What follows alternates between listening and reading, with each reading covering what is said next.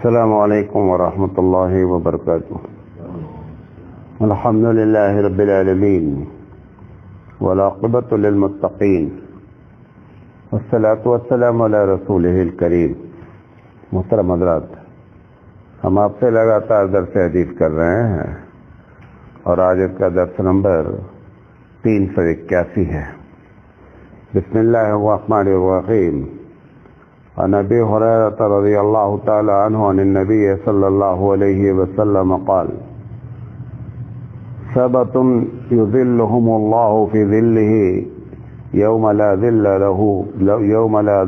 إلا ظله: إمام عدل وشاب نشأ في عبادة الله ورجل قلبه معلق في المسجد ورجلان تحابا في الله اجتمعا عليه وتفرقا عليه ورجل دعته امرأة ذات منصب وجمال فقال إني أخاف الله ورجل تصدق بصدقة فأخفاها حتى لا تعلم شماله ما تنفق يمينه ورجل ذكر الله خاليا ففاضت عيناه. رواه البخاری.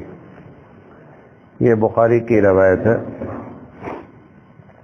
ابو ہریرہ رضی اللہ تعالی عنہ سے مروی ہے، کہتے ہیں کہ اللہ کے رسول صلی اللہ علیہ وسلم نے فرمایا کہ 7 لوگ ایسے ہیں کہ جو قیامت میں جب کوئی سایہ نہیں ہوگا تو اللہ تعالیٰ کے عرش کے سائے کے نیچے یہ لوگ ہوں گے. اس میں سے ایک وہ ہے، وہ امام عادل. دوسرا وہ نوجوان جس کی جوانی عبادت پہ گزری. تیسرا وہ شخص کہ جو عبادت کے لیے اس کا دل مسجد میں لٹکا رہتا ہے. چوتھا شخص وہ ہے کہ جو اللہ کے لیے محبت کرتا ہے اور اللہ ہی کے لیے ملاقاتیں ہوتی ہیں اور اللہ ہی کے لیے جدائیاں ہوتی ہیں. پانچواں شخص وہ ہے کہ کسی شخص کو کسی عورت نے غلط کام کے لیے بلایا اور وہ بڑی خوبصورت تھی، لیکن اس آدمی نے اس سے کہا کہ مجھے اللہ کا خوف ہے. اور چھٹا وہ شخص ہے کہ جس نے اللہ کے راستے میں صدقہ کیا اور اتنا چھپ کر کیا کہ دائنے ہاتھ والے کو، یعنی دائنے ہاتھ نے کیا تو بائیں ہاتھ والے کو بھی معلوم نہیں ہوا. اور 7واں وہ شخص ہے جو اللہ تعالیٰ کو یاد کرتا ہے تنہائی میں اور اس کی آنکھیں جو ہیں وہ روتی ہیں. ہم 7 پر انشاءاللہ بات کریں گے. پہلے 1-2 بات بہت بنیادی بتانا چاہتا ہے اس سلسلے میں. جب ایسی حدیثیں آتی ہیں، ایسی بہت سی حدیثیں، ایک سب سے پہلے بات تو یہ سمجھ لیں، اس کا یہ مطلب نہیں ہے کہ یہی 7 آدمی عرش کے سائے کے نیچے ہوں گے. 7 آدمی سے مراد تو آدمی نہیں ہے، گروپ آف ایک بات ہے. بعض لوگوں نے اور بھی حدیثیں نقل کی ہیں، صحیح حدیثیں ہیں کہ یہ بھی ہوں گے. تو یہ اس سے جو ہے نا وہ حصر مراد نہیں ہے. حصر کہتے ہیں کہ یہی خاص 7 ہی ہوں گے، بقیہ نہیں ہوں گے، یہ اس میں نہیں کہا جا رہا ہے. جو ہوں گے اس میں 7 ہی ہوں گے. جو لوگ عرش کے سائے کے نیچے ہوں گے ان میں یہ 7 ہوں گے، اور بقیہ ہوں گے وہ دوسرے حدیث میں ذکر ہے، وہ ابھی ہمارا موضوع نہیں ہے. ایک بات، یہ سب کے لیے جب جنت کی بات کہی جاتی ہے یا اتنی بڑی فضیلت بات کی جاتی ہے تو یہ لازم ہے کہ وہ ایمان والا ہو. مثال کے طور پر ایک آدمی ایک بادشاہ بہت انصاف پسند ہے اور غیر مسلم ہے، وہ اس کیٹیگری میں داخل نہیں ہے، کیونکہ ایمان شرط اول ہے. اچھائی ہونا ایمان کے بعد قیامت میں ریوارڈڈ ہے، یعنی اس کا بدلہ دیا جائے گا.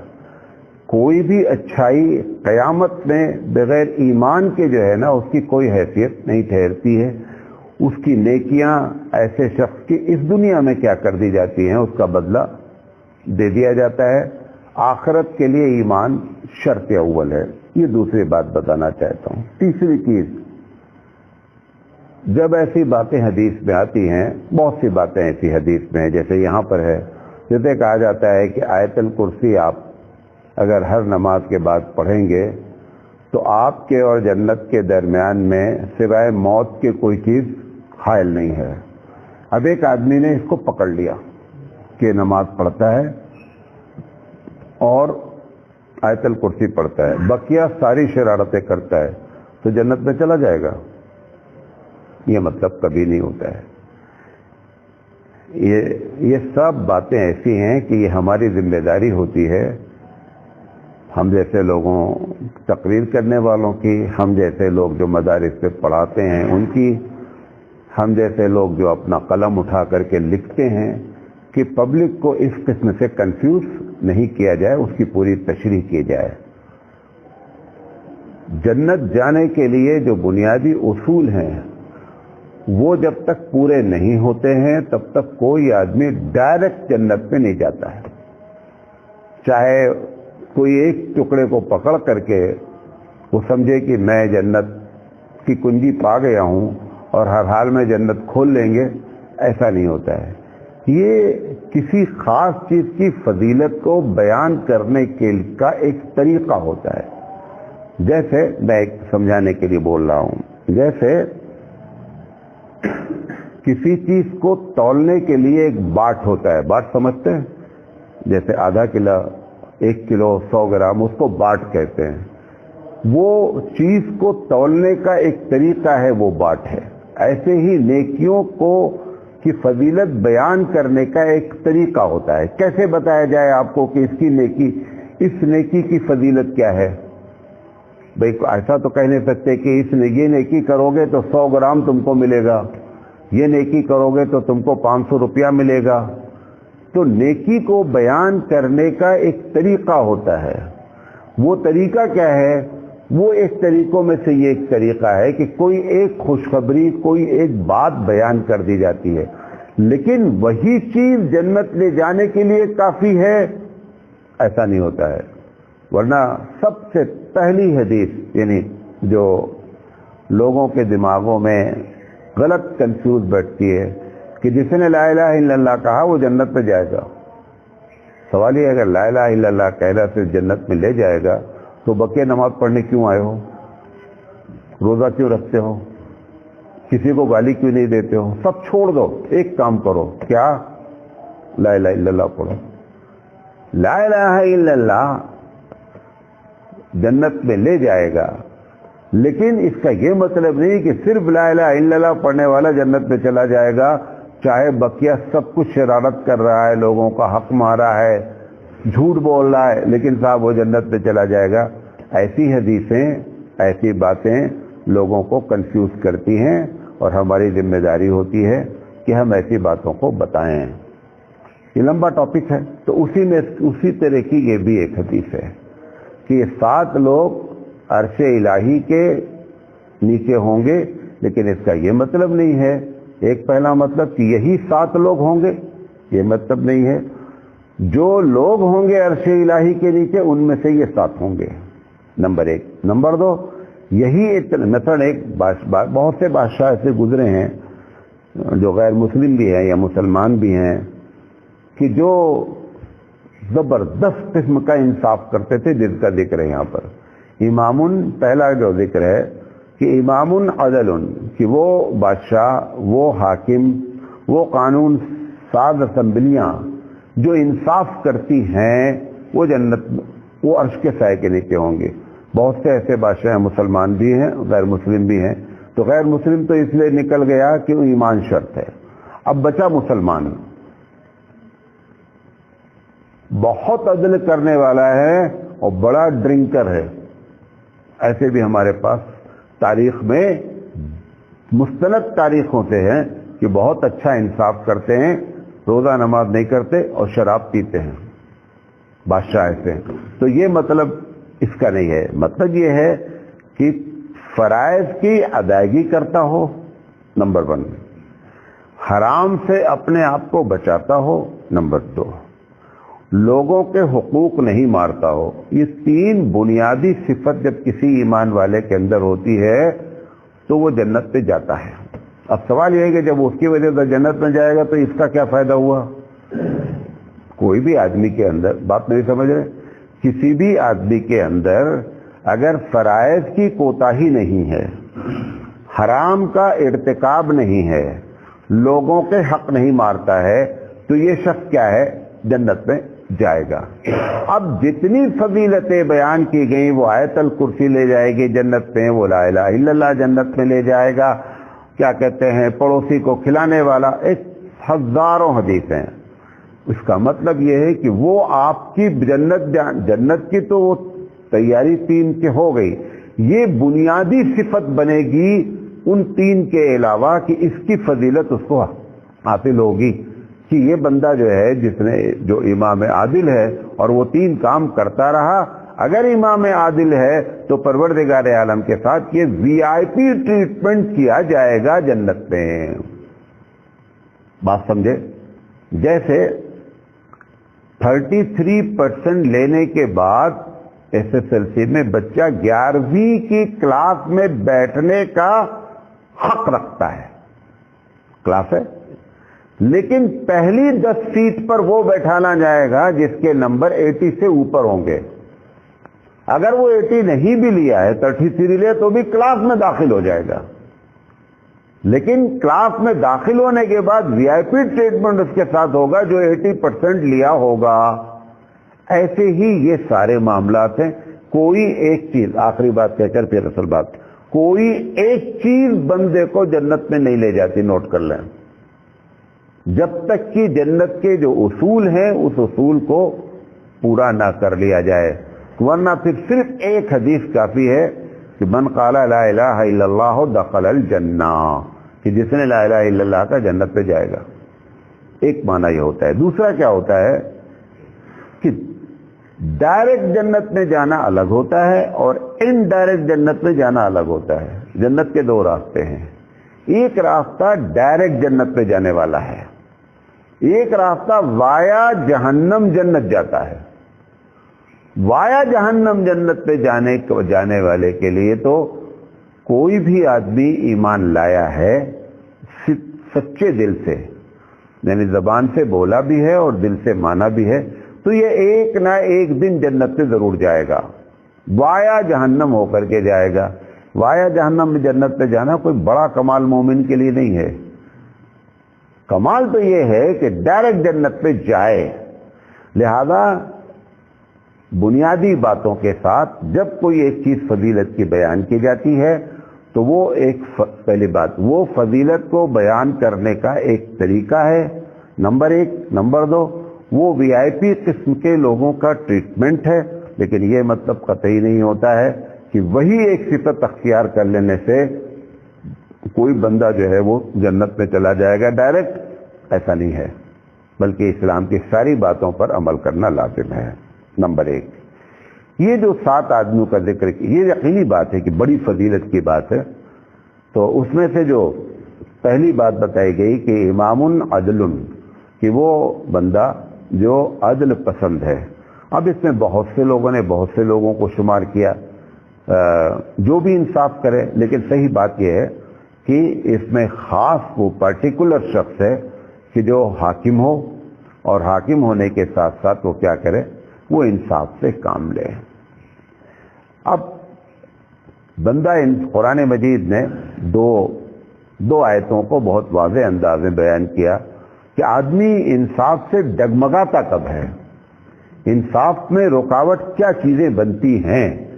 تو قرآن کریم میں اس بات کو ذکر کیا کہ اپنا مفاد اور قانون، انصاف کا قانون اور اپنا فائدہ، یہ دونوں آمنے سامنے کھڑے ہو جاتے ہیں۔ ایسے موقع پر وہ عادل جو ہے نا، وہ اپنے مفاد کو ٹھکرا دے اور انصاف کا دامن پکڑ لے، اس سے مراد یہ ہے۔ نبی کریم صلی اللہ علیہ وسلم کی ایسی بہت سی مثالیں ہیں۔ نبی کریم آپ کو کئی مرتبہ بتایا ہوں کہ ایک لڑکی جس کا نام فاطمہ تھا، یہ محمد صلی اللہ علیہ وسلم کے صاحبزادی نہیں ہے، بہت بڑے قبیلے کی عورت تھی، اس نے چوری کر لیا۔ چوری کرنے کے بعد اللہ کے رسول صلی اللہ علیہ وسلم کے سامنے معاملہ لایا گیا، سب ثابت ہو گیا، حکم دے دیا گیا قرآن کے مطابق کہ اس کا ہاتھ کاٹ دیا جائے۔ لوگوں نے آ کر کے سفارش کی کہ یہ بہت بڑے گھر کی لڑکی ہے اور اللہ کے رسول اس کو معاف کر دیجیے۔ نبی کریم صلی اللہ علیہ وسلم کا چہرہ سرخ ہو گیا۔ آپ نے فرمایا کہ لو کانت فاطمہ بنت محمد سرقت لقطعت یدہا، کہ اگر میری بیٹی فاطمہ بھی چوری کرتی تو میں ہاتھ کاٹ دیتا۔ کیا پتا چلا؟ حکم الہی، پہلا حکم الہی ایک ہے، آپ کا قانون ایک ہے، آپ کا دل ایک کہہ رہا ہے۔ حکم الہی پر جب کام کیا جائے گا تو انصاف ہوگا، بھلے کسی کا نقصان ہو جائے بھلے کسی کا فائدہ ہو جائے۔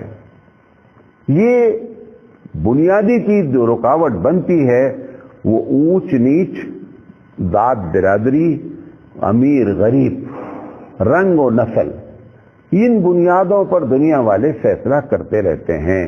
اگر یہ سامنے رکھا جائے گا تو کبھی بھی عدل نہیں ہو سکتا ہے، نمبر ایک۔ نمبر دو، یہاں پہ قرآن نے جو بات کہی ہے، یا ایھا الذین آمنوا کونوا قوامین بالقسط شہداء للہ ولو علی انفسکم، کہ اے ایمان والو انصاف پر قائم رہو اور انصاف کرتے رہو، بھلے تمہاری ذات کے خلاف ہو، بھلے تمہاری ذات کے خلاف۔ تو پہلی رکاوٹ کیا آتی ہے کہ ہمارا فائدہ ایک کہتا ہے اور انصاف کا تقاضا ایک ہوتا ہے۔ وہاں پر ہم جب اپنے فائدے کو لے لیتے ہیں، اس کا مطلب ہم نے انصاف کا گلا گھونٹ دیا۔ یہ تو عادل کی بات ہے، یہ ہماری ذاتی زندگی میں روزانہ ہوتا ہے۔ آپ کو 5% لوگ بھی ایسے نہیں ملیں گے کہ اگر آپ کے بھائی سے، بازو والے سے لڑائی ہوئی ہو تو آپ نے ہمیشہ اپنے بھائی کا سپورٹ کیا ہے۔ کیا ہمیشہ آپ کا بھائی صحیح ہے اور بازو والا غلط ہے؟ بازو والا بھی تو صحیح ہو سکتا ہے، لیکن ہم نے کبھی بھی بازو والے کا سپورٹ نہیں کیا ہے۔ یہ اس بات کا تقاضا ہے کہ ہمارے مزاج میں عدل ہے نہیں۔ جمعہ کے ہر خطبے میں آخری جو آیت پڑھی جاتی ہے، ان اللہ یامر بالعدل والاحسان، کہ عدل کا تم کو ہر جمعہ میں یہ سنایا جاتا ہے، کیونکہ ہمارے لیے تو ایک وہ جنتر منتر کی طریقے سے ہے نا، ایک سننا ہے بس ہم کو، ورنہ ہر جمعہ میں یہ پیغام کیوں دیا جا رہا ہے؟ پوری دنیا میں 99% مقررین وہ جو خطبہ ہوتے ہیں وہ ان آیتوں کو پڑھتے ہیں، 99%۔ اس کے باوجود بھی ہماری زندگی میں کوئی اس کا وہ نہیں، یہ کوئی جو ہے وہ چھو منتر نہیں جو پڑھا جا رہا ہے، یہ ہر ہفتے آپ کو بتایا جا رہا ہے۔ تو سب سے پہلا جو ہے وہ ناانصافی ہوتی ہے کہ بندہ اپنے نفس کے خلاف کرنے کے لیے تیار نہیں ہوتا۔ ہماری بیوی سے بازو والے سے لڑائی ہوتی ہے، ہم نے ہمیشہ اپنی بیوی کا سپورٹ کیا ہے۔ یہ تو چلو گھر کا معاملہ ہے۔ ابھی کوئی ایکسیڈنٹ ہو جاتا ہے، ایک ٹوپی والا ایکسیڈنٹ کر دیتا ہے، اب اسے مار پیٹ ہوتی ہے تو ٹوپی والا ہمیشہ ٹوپی والے کے ساتھ ہو جائے گا اور تلک والا ہمیشہ تلک والے کے ساتھ ہو جائے گا۔ دونوں یہ نہیں دیکھیں گے کہ غلطی کس کی ہے، انصاف کیسے کیا جائے۔ نبی کریم صلی اللہ علیہ وسلم کے زمانے میں یہ سب باتیں تھیں۔ وہ تو یہاں تک کہتے تھے، باقاعدہ محاورہ تھا کہ انصر اخاک ظالمن او مظلومن، کہ دیکھو بھائی اپنا بھائی ہے، چاہے غلط ہو چاہے صحیح ہو، ہم کو سپورٹ کرنا ہے۔ یہ محاورہ تھا ان کا۔ جب حبیب مصطفیٰ صلی اللہ علیہ وسلم کے سامنے یہ بات آئی تو آپ صلی اللہ علیہ وسلم نے محاورہ نہیں چینج کیا، محاورے کو ویسے ہی رکھا کہ انصر اخاک ظالمن اور مظلومن۔ آپ نے اس کی میننگ چینج کر کے اس کے پوری سوچ کو تبدیل کر دیا۔ آپ نے فرمایا انصر اخاک ظالمن، ظالم بھائی کی مدد کرو۔ وہ مدد کا مطلب یہ ہے کہ اس کو ظلم نہ کرنے دو، یہ اس کی مدد ہے۔ مثال میں آپ کو معلوم ہو رہا ہے کہ میرا بھائی اس کو مار رہا ہے بازو والے کو، غلطی اسی کی ہے، اس کا ہاتھ جا کے پکڑو۔ کس کا؟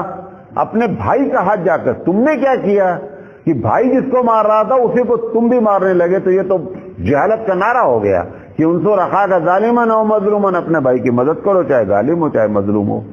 آپ صلی اللہ علیہ وسلم نے اس کو اس طریقے سے تشریح کر دیا کہ ظالم کو ظلم نہ کرنے دینا ہی انصاف ہے۔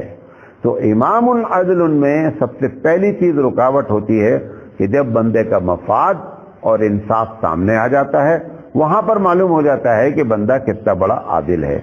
دوسری بات قرآن مجید نے اسی آیت کی کہ اوil والدین، اماں ابا ایک کہہ رہے ہیں، انصاف کا تقاضا ایک ہے۔ بات کس کی مانیں گے ہم؟ اماں ابا کی۔ اللہ تعالیٰ کہہ رہا ہے ایسے موقع پر اماں ابا کو چھوڑنا ہے، اماں ابا کی بات نہیں مانی جائے گی۔ جو ہمارے یہ تو لمبی بات ہو جائے گی، ہمارے درمیان میں جو برائیاں ہیں، جتنی رسمیں ہیں، جتنے شرک اور بیراست کیوں نہیں ختم ہو رہی ہیں؟ کہیں خالہ رکاوٹ ہیں، کہیں ماموں رکاوٹ ہیں، کہیں اماں رکاوٹ ہیں، شریعت پر عمل کرنے کے لیے تیار نہیں ہیں۔ کتنے لوگ ہیں جو 11ویں نہیں کرتے ہیں، لیکن ماموں کے ہاں 11ویں ہے، لہذا مولانا صاحب ماموں ناراض ہو جائیں گے۔ تو ماموں زیادہ بڑے ہوئے نا اللہ پہ، تو ماموں سے جنت بھی لینا ہے، جنت اللہ دیتا ہے نا، لیکن یہاں پہ تم نے ماموں کو خوش کیا تو ماموں خالہ چاچا ہی جنت بھی دیں گے۔ ایسے ہی انصاف میں یہ بات آ جاتی ہے، اللہ تعالیٰ کہہ رہا ہے کہ تمہارے نفس کے خلاف ہو تو بھی انصاف کرنا، تمہارے والدین کے خلاف ہو تو بھی انصاف کرنا، والاقربین، اور تمہارے رشتہ داروں کے خلاف ہو جائے تو بھی تم کو کیا کرنا ہے؟ انصاف کرنا ہے۔ تو یہ رکاوٹیں آتی ہیں جس کی وجہ سے بندہ کیا کرتا ہے؟ ناانصافی کرتا ہے۔ یہ پہلی چیز ہے۔ انشاءاللہ زندگی رہی تو ہم اور باتیں کریں گے، اور اپنے ملک کے حالات کے تحت بھی اس پر جو ہے ہم بات کریں گے کہ کیسے کیسے گڑبڑ ہو رہا ہے۔ اللہ تعالیٰ کہنے سے زیادہ عمل کرنے کی توفیق عطا فرمائے۔ وآخر دعوانا ان الحمد للہ رب العالمین۔